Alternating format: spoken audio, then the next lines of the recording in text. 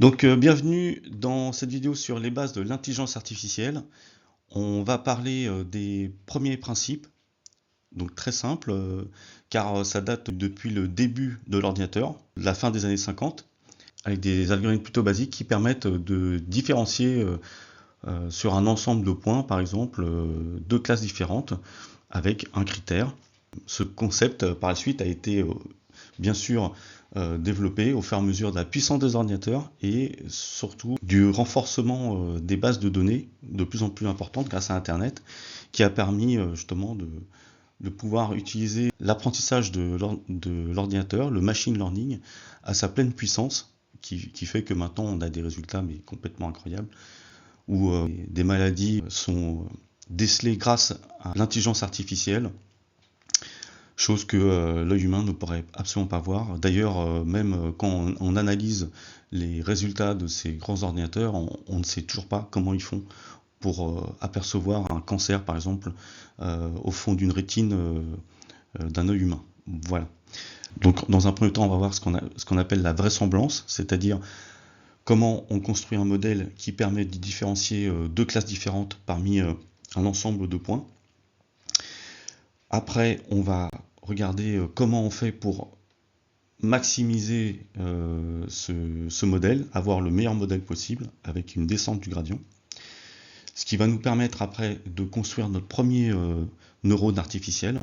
Donc il s'agit d'un seul neurone, mais qui permet déjà de différencier quand le modèle est vraiment le plus simple possible. Et une fois qu'on a construit ce modèle à un neurone, on peut en faire autant qu'on veut, en fonction de la puissance de votre ordinateur. Et là, vous pouvez avoir des résultats évidemment beaucoup plus intéressants, beaucoup plus complets, avec n'importe quel type de modèle. Nous, on s'arrêtera à 3 neurones, mais vous allez voir qu'on fait quand même pas mal de choses avec. Donc vous avez beaucoup de sites internet et de chaînes YouTube qui parlent évidemment de ce sujet. Parmi tous ceux que j'ai rencontrés, le mieux que je peux vous conseiller, c'est vraiment cette chaîne YouTube, Machine Learning, qui est vraiment très très bien fait, vraiment qualité professionnelle irréprochable, très complet. Il y a une pléthore de vidéos. Tout est très bien expliqué avec des belles animations. Moi, ça m'a beaucoup aidé dans la compréhension des principes de base. Et puis, on peut faire vraiment beaucoup de choses. Moi, dans cette vidéo, je vais passer un peu plus de temps sur les mathématiques, mais sinon, je vous conseille vraiment d'aller sur cette chaîne et voilà, si ça vous intéresse, d'aller plus loin en tout cas. On y va. Donc, vous avez un ensemble de points x, y, juste deux coordonnées. Et vous avez un ensemble donc, qui est rouge et jaune, très bien réparti, hein. Il n'y en a que très très peu qui sont un peu escamotés. Et le but du jeu, donc, c'est de demander à l'ordinateur de trouver la meilleure frontière possible. Pour ce coup-là, puisqu'on est dans le premier neurone, une frontière vraiment simple qui est linéaire, mais encore faut-il savoir si c'est plutôt celle-ci, plutôt un petit peu au-dessus, un petit peu en dessous, ou un petit peu décalé, est-ce qu'on vraiment on le met au centre, etc. Donc on va demander en fonction du nombre d'itérations, en fonction du temps qu'on a, on va demander à l'ordinateur de nous donner sa meilleure estimation. Donc comment on fait? Le principe, c'est le principe du perceptron, c'est le nom qu'on a donné au premier neurone artificiel. C'est à partir des deux coordonnées x, y, établir une troisième coordonnée, donc dans l'espace, qui vaudra v fois x plus wy plus un troisième coefficient b pour le biais, d'accord, un petit décalage qui pourrait être intéressant d'avoir à estimer. Donc ça, vous avez pour chaque point, donc il y avait une centaine de points tout à l'heure, pour chaque point vous avez un z qui lui correspondra. Donc vous aurez 100 Z. Et le but, c'est de trouver des VW et B, tels que le résultat qu'on va obtenir sera négatif pour les rouges, pour un maximum de rouges, et sera positif pour un maximum de jaunes. Donc on va demander à l'ordinateur tout simplement de tester des V et des W avec la descente du gradient et d'avoir la meilleure proposition possible de triplet. Alors on va regarder comment ça fonctionne. Donc évidemment, plus votre point rouge, par exemple, est très loin de la moitié de l'écran, de la frontière, moins vous aurez de problèmes à le différencier des autres. Le souci, ça va être évidemment, plus on se rapproche du centre de l'écran, vous avez vu qu'il y avait du rouge et du jaune qui étaient en même temps. Donc on va pas pouvoir obtenir une frontière, sinon ça serait pas, d'ailleurs, ça serait pas forcément très utile d'avoir deux zones hyper bien construites, hyper bien différenciées à analyser. Ce qui est intéressant, c'est justement parce qu'il y a une frontière où on ne sait pas trop, mais ce qui va nous aider, c'est les probabilités, c'est-à-dire d'avoir des statistiques sur la probabilité que le point est vraiment bien rouge ou vraiment bien jaune. Et quand il sera au milieu, et ben là, on aimerait bien qu'ils nous disent bah il y a 50% de chances que ça soit l'un et l'autre. Et donc là, vous voyez, vous avez ce qu'on appelle une sigmoïde, c'est-à-dire une fonction qui vaut 1 sur 1 plus exponentielle moins z, avec le z qui est celui-ci. Et donc, si c'est négatif, bah, vous voyez que ça va être très grand, puisque c'est moins z. Donc, on va avoir quelque chose d'énorme au dénominateur, ce qui fait que la probabilité va être 0. Et 0, bah, ça va être parfait. Et 0, ça va être parfait pour les jaunes. Si c'est égal à 0, donc si c'est juste entre les deux, si c'est ni négatif ni positif mais 0, bah là on avait une probabilité de 0,5, puisque vous avez 1 sur 2. Exponentielle de 0, ça fait... toute puissance de 0, ça fait 1. Donc vous avez 1 sur 2, donc vous avez bien pile poil 0,5. Donc vous êtes vraiment dans la frontière, et on ne sait pas trop si c'est jaune ou rouge. Donc il faut essayer d'en limiter le plus possible, et ça c'est le travail de l'ordinateur qui va le faire grâce à sa puissance de calcul. Et puis pour finir, si le z est positif, à ce moment-là c'est très petit, et donc on a 1 qui va être divisé par quelque chose de très proche de 1, un peu plus grand que 1 d'ailleurs, et donc ça va être très proche de l'ensemble. La probabilité va être très proche de 1, et donc c'est ce qu'on va appeler les points jaunes. Donc pour ça, c'est une probabilité qui est parfaite. Si c'est 0, c'est rouge, si c'est 1, c'est jaune. Donc c'est la probabilité d'avoir un jaune, tout simplement. Ça va nous permettre de construire donc un modèle d'équation, ce qu'on appelle la vraisemblance du modèle. Est-ce que notre modèle mathématique va pouvoir définir oui ou non si on est dans les rouges ou jaunes. Donc je vous ai mis un petit rappel en haut de la formule avec si c'est négatif c'est rouge, et puis la probabilité. On va maintenant non plus parler de jaune ou de rouge, mais on va parler de 1 ou 0, qu'on va appeler D, d'accord, puisque dans notre formule mathématique, et surtout informatique, il vaut mieux avoir des nombres que des couleurs. Ça va être quand même plus pratique pour l'ordinateur à calculer. Et vous allez voir juste après qu'on a une formule qui est très bien, qui va englober tout ça grâce à ce dé. Juste avant que j'oublie, vous avez ici que 2 classes. Mais bien sûr, si vous faites une analyse, par exemple, vous voulez classer des images de chiffres, donc vous en avez 10, ça peut aller de 0 à 9. Donc vous aurez plein de possibilités, plein de classes différentes. D'accord ? Là, on n'en a que 2, donc on a 0 ou 1. Bon, ça va simplifier le premier algorithme. Donc, je rappelle, la probabilité de z, qui est ici, c'est exactement la probabilité d'avoir le jaune. Et à l'opposé, si c'est rouge, c'est l'inverse. Si on a 80% de chance d'avoir un jaune, c'est qu'on a 20% d'avoir du rouge. C'est soit l'un, soit l'autre. Ce qui fait qu'on peut englober ces deux formules ensemble grâce au dé. C'est-à-dire que là, maintenant, c'est plus juste ou jaune ou rouge, j'ai les deux. Si c'est une probabilité d'avoir du jaune quand c'est bien du jaune, d'accord ? Donc si j'ai D qui vaut 1, c'est le P qui l'emporte ici, puisque ici ça fera 0. N'importe quoi à la puissance 0, ça fait toujours 1, donc ça n'aura pas d'incidence, donc il n'y aura que le P qui joue. Donc si c'est jaune, donc D vaut 1, on a juste la probabilité d'avoir du jaune. Si c'est un rouge, à ce moment-là, le D, lui, vaudra 0, et donc c'est ici qu'il n'y aura qu'une incidence, et ce qui va être important, c'est le 1 moins P. Donc on retrouve vraiment ces deux formules-là dans une seule, grâce au D. Je le rappelle ici, donc on a une formule globale pour jaune et rouge. Et évidemment, plus cette probabilité est proche de 1, plus, là c'est pas que c'est jaune ou rouge, c'est que plus le modèle correspond à la réalité. C'est-à-dire que si c'est jaune, bah, c'est le P qui est important. Si c'est rouge, bah, le donné plus important, c'est 1 moins P qui sera important, et donc c'est bien la probabilité du rouge.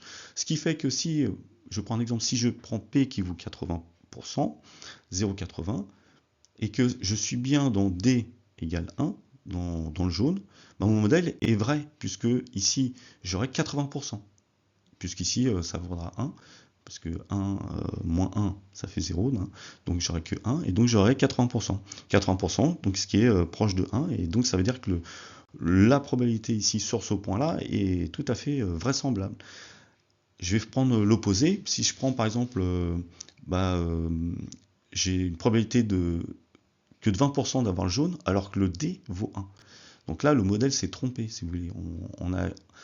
On a attribué une valeur de 20%, alors que normalement, ça devrait être plus que 0,5, puisqu'on est bien dans le jaune. Mais ça, le modèle pouvait pas, voilà, il cherche, donc il s'est trompé, et donc on regarde ce qui se passe. D vaut 1 toujours, ici ça ne joue pas, et ici j'ai la probabilité du jaune, et le jaune c'est malheureusement 0,20, donc le modèle s'est bien trompé, il a mis 0,20 alors que c'était plutôt 0,80.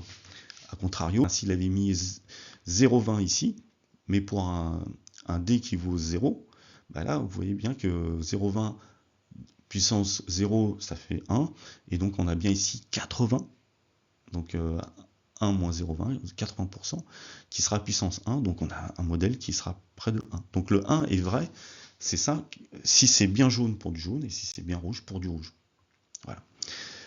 Donc c'est pas mal, et comme on n'a pas qu'un seul point, et qu'on veut que ce modèle soit le plus cohérent possible pour l'ensemble des points, on va tout multiplier, hein, c'est la formule de Bernoulli. Donc on va multiplier toutes les probabilités de chacun des points. Donc dans mon exemple, il y en avait 100, donc on dirait de 0 à 99. Et on multiplie tout. Et à ce moment-là, plus cette valeur est grande, hein, si on est plus proche de 1 à chaque fois pour chaque point, plus l'ensemble du modèle est plutôt performant. Alors, le petit souci, donc on appelle ça le loss pour perte en anglais, mais c'est la perte de précision, on va dire, mais plus c'est grand, plus la perte est petite. Cette valeur, malheureusement, va être très très petite, donc très très inférieure à 1, puisque vous savez que chaque probabilité est inférieure à 1, et donc si on a ne serait-ce qu'un très bon modèle qui fait 0,9 par exemple, mais puissance 100, vous pouvez taper la calculatrice, ça fait un truc très ridicule.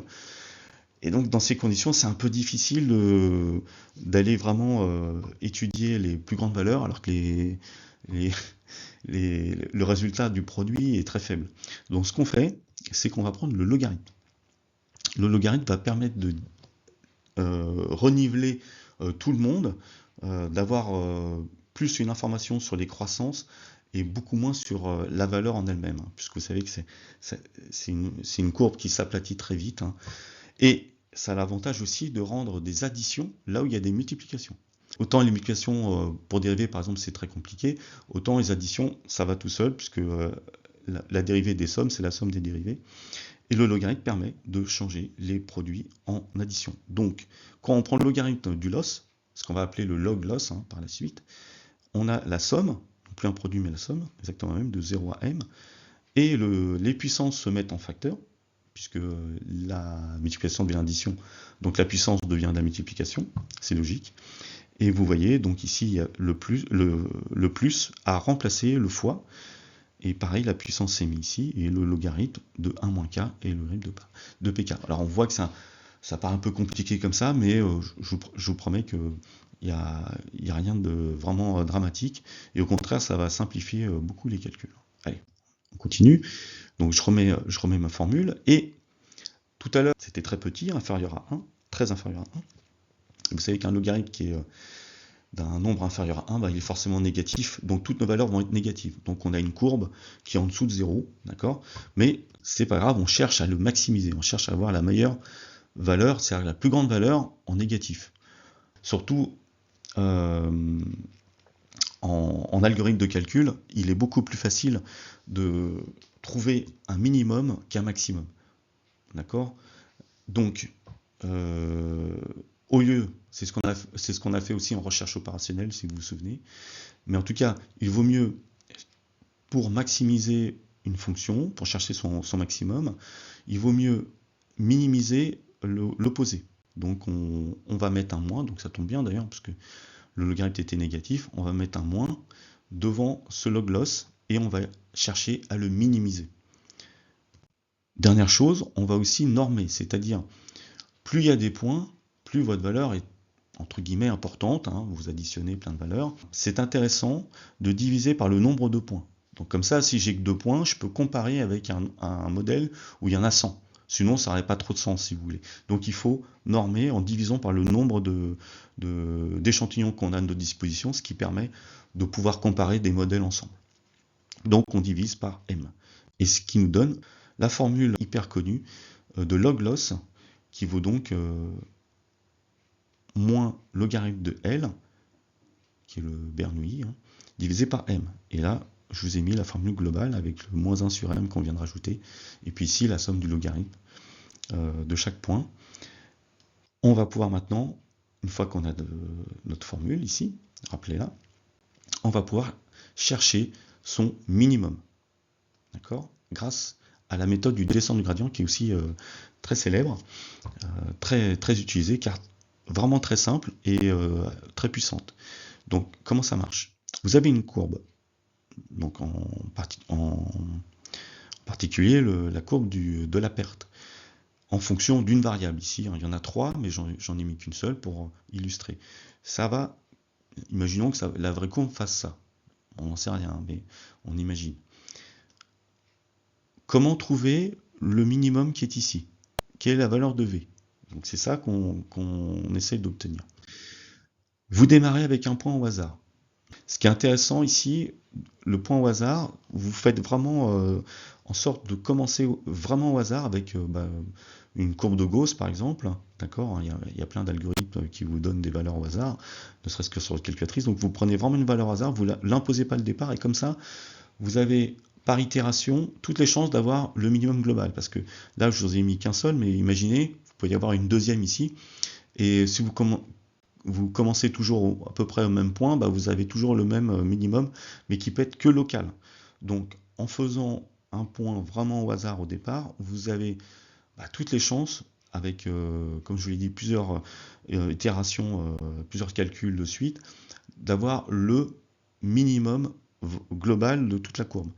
Donc c'est très important de prendre un premier point au hasard, et si je veux donc cette fois-ci, dans ce cas présent, le point est avant le minimum, on a envie d'avancer, on voudrait augmenter le V.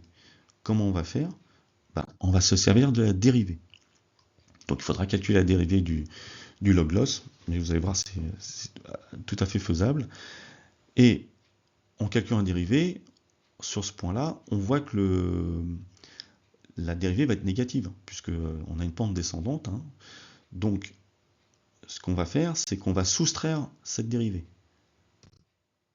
Si je veux augmenter le V, donc aller vers le minimum, il faudra donc que le V, le prochain V de la prochaine itération, soit la même chose que le précédent, mais auquel on a enlevé la valeur de la dérivée. Puisque la dérivée est négative, si je l'enlève, j'additionne, et donc le V augmente bien. Ça, c'est pour le signe-. Et on va rajouter ce qu'on appelle un learning rate, c'est-à-dire un coefficient d'apprentissage, puisque ici, on est vraiment dans ce qu'on appelle la phase d'apprentissage du neurone artificiel. Plus le alpha, donc c'est un coefficient que vous choisissez, plus le alpha est important, plus l'apprentissage va être rapide, mais moins ça va être précis, puisque je vais faire des grands pas, si vous voulez. Le V va être augmenté d'un grand pas, et donc je vais aller de là à là, par exemple, quasiment instantanément, et puis là je vais redescendre, ça va être très grossier, mais ça peut être l'objectif si jamais vous voulez avoir un calcul rapide. Si maintenant vous voulez avoir quelque chose de précis, vous prenez un alpha très petit, Nous, on va prendre de l'ordre de 0,1 et bah, il va faire des petits pas de 0,1 fois la dérivée. Alors la dérivée, ça peut être quelque chose d'important aussi, hein. Mais vous voyez que plus l'alpha est petit, plus le pas va être petit, et donc meilleure va être la précision. Donc voilà ce qu'on appelle le learning rate. Reste à voir maintenant si on dépasse, par exemple, hein, le alpha sera petit, mais la dérivée, comme je vous l'ai dit, est importante. Donc vous avez un grand pas par la suite, et imaginez que le prochain point se trouve ici, de l'autre côté. Bah dans ce cas-là, la descente du gradient fonctionne encore. Il n'y a pas besoin de changer la formule, c'est pour ça que c'est très pratique. Le V va redescendre, puisque la courbe est montante, donc la dérivée est positive. Donc si je fais un moins, bah forcément, il va diminuer, donc il va reprendre la direction du minimum. Donc vous voyez, si vous êtes ici, vous avancez, si vous êtes ici, si vous êtes au contraire après, vous reculez. Donc par itération, forcément, tac, tac, tac, il va se rapprocher de plus en plus du minimum, et à ce moment-là, il va plus bouger, puisque au minimum, comme vous le savez, la dérivée est nulle, puisque c'est une tangente horizontale, et donc il y aura très peu de variations, encore plus si le alpha est petit, et donc le VI va devenir convergent, va devenir constant. Et on aura atteint la valeur V du minimum. Donc voilà, vous voyez, c'est assez efficace. Je le mets en mémoire, notre descente du gradient, et ce qui va nous manquer maintenant, c'est le calcul de la dérivée ici, ce qu'on appelle une dérivée partielle, hein, puisqu'il y a trois variables. On va commencer non pas par V, mais par B, qui est un peu plus simple. Et donc, comment on va faire? Bah, d'abord, on réécrit l'équation de la perte. Donc, je rappelle que la formule qu'elle a, hein, je l'ai recopiée intégralement ici. Donc, en fonction de V, W et B. Où est-ce qu'il est, le V, W, B? Bah, il est caché dans le P, puisque P, c'est une expression de Z, et que Z, lui, a bien V, W et B. Et donc, c'est les trois seules variables. X, Y étant les coordonnées du point et correspondant justement à chacun des cas qui sont ici. Chaque cas, de 0 à m, % par exemple, correspond à une valeur par point.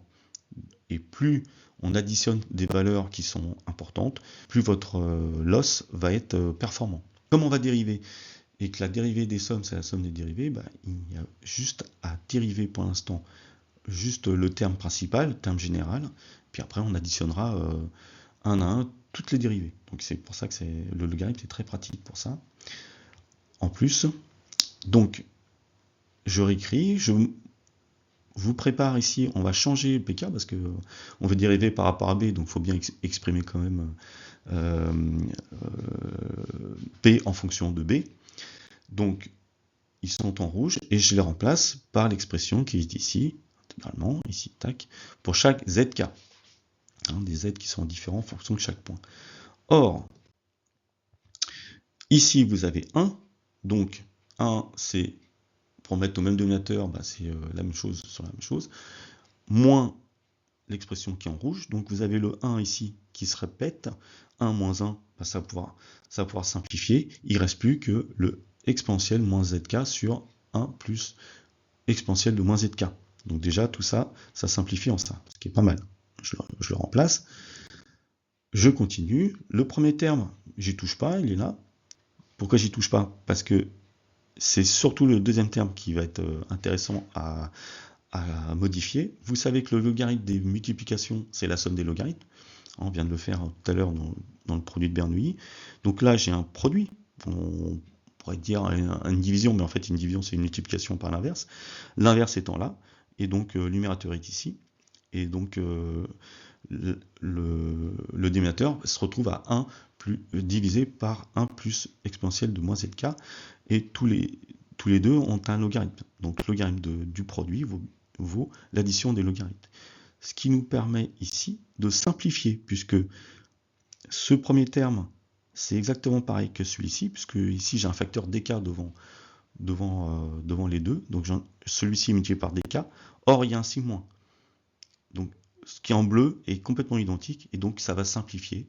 Je n'aurai plus que 1 moins dk fois ce premier terme, qui n'a pas bougé, et puis 1 fois ça, puisque le facteur de dk a disparu avec celui-ci. Ce qui nous donne donc ça. Donc déjà, ça simplifie pas mal. Une fois que vous avez ça, vous remarquez tout simplement que le premier terme, logarithme de l'exponentielle moins zk, c'est moins zk tout seul, parce que le logarithme, par définition, c'est l'inverse de la fonction exponentielle. Donc ici, j'ai directement moins zk. Ici, là, je peux appliquer qu'une division, c'est une soustraction du logarithme. Donc, je l'ai en dessous. Donc, ça fait un moins du dénominateur. Ici, par souci d'esthétisme, je vais rentrer le signe moins qui était ici à l'intérieur de la parenthèse. Et donc, j'ai pas 1 moins dk, mais dk moins 1 fois zk. Et puis ici, moins le terme suivant. Voici le terme général qui est à l'intérieur de la somme pour la fonction log-loss. Donc, relativement simple. Je rappelle ici l'ensemble, donc le log-loss est moins 1 sur m, la somme de ce qu'on vient de trouver. Donc que voilà dérivé par rapport à b maintenant, c'est ce qui nous intéressait.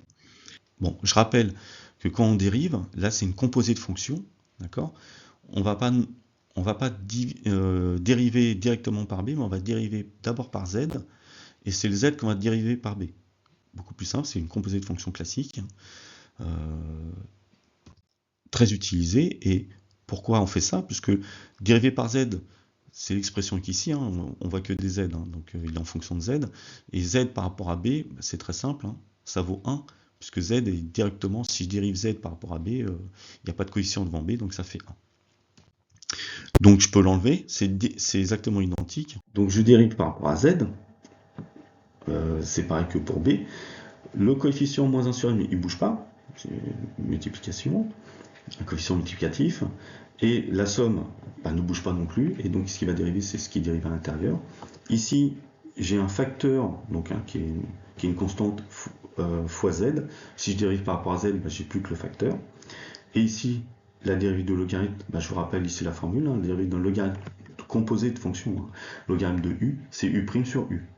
Donc au final, j'enlève la parenthèse, qui sert à rien. Le moins, je le fais passer devant, donc ça devient plus, et j'ai le terme qui est ici.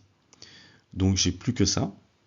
Donc le 1, je fais comme tout à l'heure, je dis que c'est la même chose que le dénominateur, et ici, vous voyez, vous avez moins exponentielle de moins zk, plus exponentielle de moins zk, donc ces deux termes-là vont se simplifier ici, et donc il ne reste plus que 1 sur 1 plus exponentielle de moins zk. Et ça, vous le reconnaissez, c'est directement P. Tac. P en fonction de zk. Donc au final, la dérivée par rapport à b est tout simplement 1 sur m des probabilités moins dk. dk qui vaut 1 ou 0 en fonction du point. Donc vous voyez, une dérivée qui est archi simple. Il ne reste plus qu'à calculer les deux autres dérivées. Alors ici j'ai fait v, mais pour w c'est exactement pareil. Pour v, on fait pareil que tout à l'heure. On décompose donc en dérivée de z et z cette fois-ci par rapport à v. Celui-ci, on vient de le calculer, d'accord, c'est la même chose. Et celui-ci, par contre, il vaut plus 1 comme tout à l'heure, puisque quand on dérive z par rapport à v, il y a le terme qui est devant le v, c'est-à-dire x. Et ça sera y pour w, bien sûr. Donc, vous avez exactement la même chose que pour b. Vous voyez, exactement pareil ici, clac, avec le 1 sur 1 devant, mais ça sera multiplié par chaque coordonnée xk. Et pour w, chaque coordonnée yk. Voilà. Et maintenant qu'on a calculé la dérivée, qu'on sait faire une descente de gradient, on sait calculer la performance du modèle, on va pouvoir reprendre notre algorithme. Alors, je vous montre comment fonctionne l'algorithme. Je vous rappelle, on part d'un jeu de données, voilà, avec une centaine de points, par exemple, de 0 à m, m étant 100, par exemple, avec des rouges et des jaunes. On commence par initialiser les variables v, w et b par des valeurs complètement aléatoires, très important, je vous rappelle, pour partir d'un point un peu différent, histoire d'être sûr d'être vraiment sur le bon modèle et pas être dans un faux minimum. Une fois qu'on a initialisé nos variables, on peut commencer à calculer le pz qui correspond. Du coup, on peut calculer la fonction log loss, notre performance, notre vraisemblance, et on peut calculer aussi ses dérivés, puisqu'il y en a 3, une par variable. À ce moment-là, on peut augmenter nos 3 variables avec le learning rate, le fameux alpha, et on recommence le processus autant de fois que l'on veut au départ. Donc, dans l'exemple de code de la fiche descriptive, on fait 100 itérations, par exemple. Voilà, ça peut être moins, plus, en fonction du temps que vous pouvez, mais 100, ça va très vite. Bref, une fois que vous avez fait tourner le programme, et qu'il a fait une centaine de fois ce travail avec la descente de gradient, et ben, normalement, il est arrivé à avoir la plus belle droite possible. Donc, ça sera jamais parfait, et donc à chaque fois que vous lancez, ça varie un tout petit peu. Mais la performance est très intéressante. Quand vous visualisez, vous voyez, il a différencié justement tous les Z qui étaient négatifs là, en bleu ciel, et puis tous les Z positifs, il les a mis en violet. Et on voit bien la frontière entre les deux, sachant qu'il y a ces points-là, donc on va dire 4 points qui sont pas encore, qui sont des faux positifs, on appelle ça, qui sont malheureusement dans la zone bleue, mais le modèle n'a pas réussi à trouver une droite. On voit très bien que c'est pas possible. Il faudrait que ça tourne un petit peu. C'est ce qu'on va voir par la suite, je vous rassure. Mais bon, pour l'instant, voilà, au niveau droite, il n'y a pas beaucoup mieux que ça, mais c'est quand même un très bon résultat. Vous voyez, il trouve une frontière rectiligne qui sépare, on va dire, oui, si on n'a que 4, sachant qu'il y en a 50 ici, voilà, à 92% de bons résultats. Donc un modèle qui correspond à 92%. Autrement dit, si je lui donne maintenant n'importe quel point, il les a tous calculés ici. D'ailleurs, c'est comme ça qu'on fait cette visualisation. On calcule tous les points du plan. Donc, vous voyez, ça on sépare, je sais pas moi, en 1000, et puis 1000 de l'autre côté, donc ça fait 1 million de points différents. Bon, pour l'ordinateur, c'est pas un problème. Et il a calculé les Z pour tous le million de points. Ce qui fait qu'en les coloriant, il a 2 zones, et puis on a une belle droite, parce que avec 1000 points, on a une belle droite dessinée. Si j'avais mis que 10, on verrait un petit escalier par exemple. Voilà, mais avec 1000, bon, ça prend 20 secondes de calcul, même pas. Voilà, vous avez comme ça, non seulement la frontière, mais aussi la prédiction. C'est-à-dire que maintenant, si vous donnez par exemple à l'ordinateur un point, par exemple 0, 0, le point va être ici, l'ordinateur va dire ok, c'est un point jaune. Et là, c'est là où c'est pas mal, c'est comme il est quand même très proche de la frontière, il va pas vous dire c'est à 100% du jaune. Il va vous calculer, vous pouvez le faire aussi, vous calculez le sigmoïde avec les VW et B. Et il va vous donner comme résultat, j'imagine que ça va être du 70% par exemple. Et plus vous vous rapprochez, plus ça va être 50%. Ici, ça va être 50% pile poil, c'est la frontière. Sachant que là, il va vous dire que le jaune, c'est pas un jaune. Si vous demandez à Night Café Studio, c'est le site de création d'images que j'utilise moi personnellement pour toutes mes vidéos.